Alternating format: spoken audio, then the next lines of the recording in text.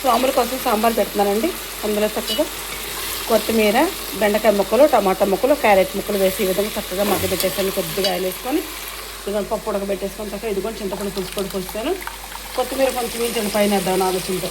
ఇదిగోండి చిక్కుడుకాయలు టమాటాలు వండుదామని చెప్పి చిక్కుడుకాయ ముక్కలు పొద్దున్నే కోసేసుకొని చక్కగా బాగు చేసుకొని కొంచెం వేడి నీళ్ళలో కొంచెం ఒక్క పొంగితే బాగుంటుంది ఆలోచనతో ఇదిగోండి చిక్కుడుకాయ ముక్కలు రెడీగా చక్కగా ఉడకబెట్టి ఉంచేసానండి.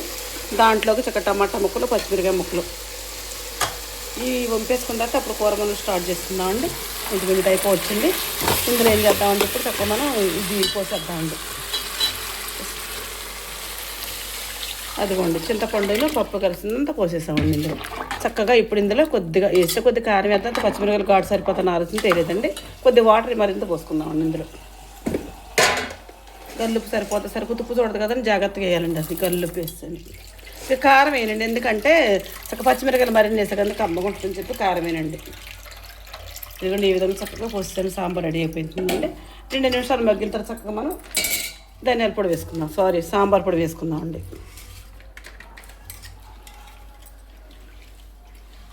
కొంచెం పోస్తేనే బాగుంటుంది. సాగులు ఎడుగుదాకా ఉన్నారు కదండి, ఉడకారు కదా బాగుంటుంది.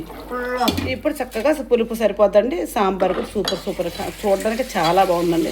తింటే అలా ఉండదో తెలియదు కానీ చూడటానికి బాగుంది. మనం ఎంగిల్ చేయకూడదు, ఉప్పు కూడా చూడకూడదండి. మనం ఉజ్జాయింపు వేసుకోవడమేనండి.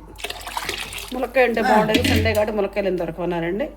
ఇక అట్లా నీ విధంగా పెడుతున్నామండి. మేము చేసే విధానం చెప్పే విధానం మీకు నచ్చితే నాకు ఒక లైక్ ఇచ్చేయండి. Please subscribe.